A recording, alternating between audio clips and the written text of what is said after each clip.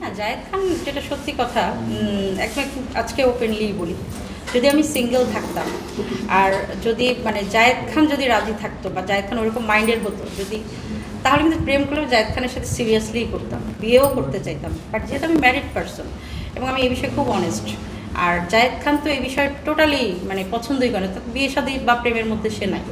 হ্যাঁ, তুমি as a সুন্দরের পূজারি, সে সুন্দরী, স্মার্টনেস, ব্র্যান্ড এগুলো পছন্দ করে ভালো কথা। বাট আমি আপনাদেরকে একদম ওনার সাথে কনভারসেশন মতো বের করে দেখাতে পারবো, একটা বড় ভাইয়ের সাথে বোনের যেরকম সম্পর্ক ওরকম ওনার সাথে আমার সম্পর্ক। আসলে প্রেম টেম কিছুই না, এগুলো হচ্ছে বলতে ভালো লাগে। পছন্দের নায়ককে ভালোবাসবো না, জায়েদ খানকে ভালোবাসি, তাতে যে আমার সংসারে কোনো অশান্তি হয়েছে এরকম কোনো ইস্যু না। জায়েদ খানের সাথে আমার হাজব্যান্ডেরও খুবই ভালো সম্পর্ক ছিল।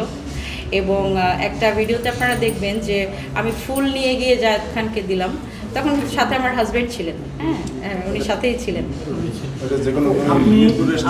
জি, রেস্টুরেন্টে ছিলেন, আমার সাথে আমার হাজব্যান্ড ছিল, আপনারা ছিলেন।